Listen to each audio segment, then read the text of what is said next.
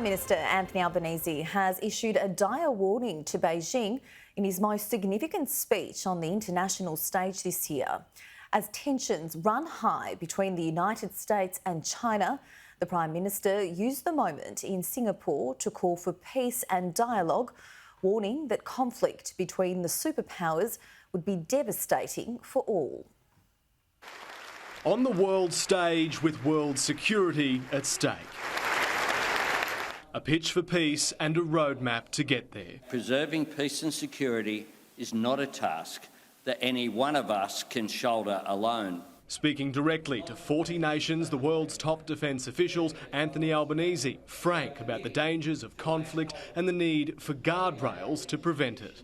This is a matter of simple, practical structures to prevent a worst-case scenario. A plea for dialogue and diplomacy and a veiled warning to China over its growing assertiveness in the region around Taiwan. When it comes to any unilateral attempt to change the status quo by force, be it in Taiwan, the South China Sea, the East China Sea or elsewhere, the risk of conflict will always far outweigh any potential reward.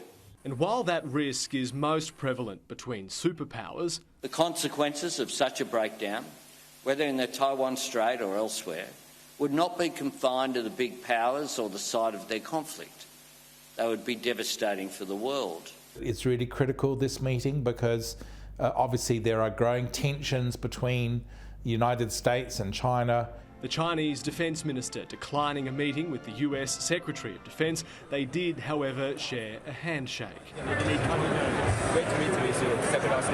A cordial handshake over dinner is no substitute for a substantive engagement. And the right time to talk is now. In his speech, the Prime Minister described dialogue as a pressure valve, one he's released with China, encouraged here in Singapore, and now hopes to foster across the Gulf in Vietnam.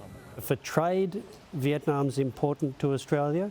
For its role in regional security, it's important. From a formal welcome to Hanoi this afternoon to a rock star reception in the streets. Anthony Albanese treated to a traditional snack with an Aussie twist, banh mi with Australian meat, washed down with beer made from our barley.